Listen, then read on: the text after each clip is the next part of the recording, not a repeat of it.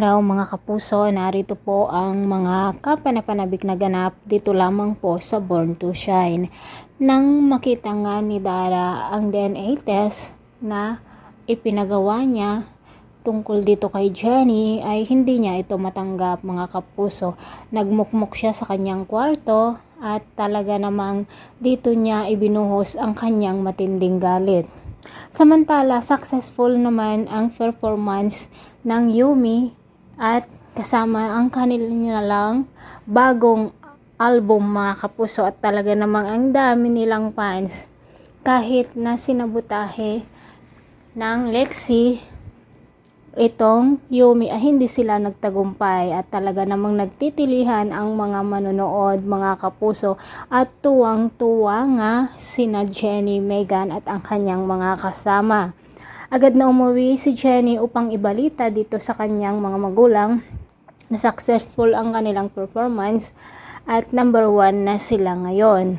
Ito namang si Megan ay pumasok dito sa kwarto ng kanyang mami at ibinalita nga niya dito na number 1 sila. Umiiyak pa rin si Dara at sinabi nga niya na walang ibang pagkatiwalaan itong si Megan kahit ang kanyang mga ka-roommates, lalong-lalo na daw itong si Jenny. Pero hindi pa sinasabi ni Dara kung ano ang dahilan bakit ganun na lamang ang matinding galit ni Dara dito kay Jenny at sinabi naman ni Megan na mabuting tao si Jenny at hindi daw siya magmamana dito sa kanyang nanay. Samantala mga kapuso, nagtataka nga ang lahat kung ano ang nangyayari kay Dara at wala pa rin siyang pinagsasabihan dito sa sekreto ni Minchi na kanyang nalaman. Mga kapuso, ito namang si Nate ay meron siyang bagong recording artist at ang sinabi nga ng kanyang kasama ay kailangan nila ng isang kanta na tagos sa puso ng mga manonood. At ang ginagawa niyang kanta nga ay isasama niya si Jenny mga kapuso. At dito na nga magsisimula, iparamdam ni Dara ang galit niya dito kay Jenny na sobrang nagtataka si Jenny kung ano ang dahilan at hindi niya ito alam.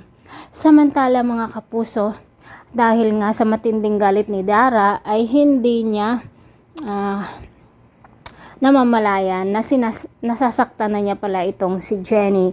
Ngunit buti na lang laging nandyan naman si Menchi na nagtatanggol dito sa kanyang anak. Mga kapuso, kailan kaya maitatago ni Dara dito kay Megan at Amelia ang kanyang nalaman dito sa pagkatao ni Jenny? At hanggang kailan din naman kaya ipaparamdam ni Dara ang kanyang galit dito kay Jenny? Wala namang kasalanan si Jenny, diba mga kapuso? Bakit dito nagagalit si Dara? Move on na Dara.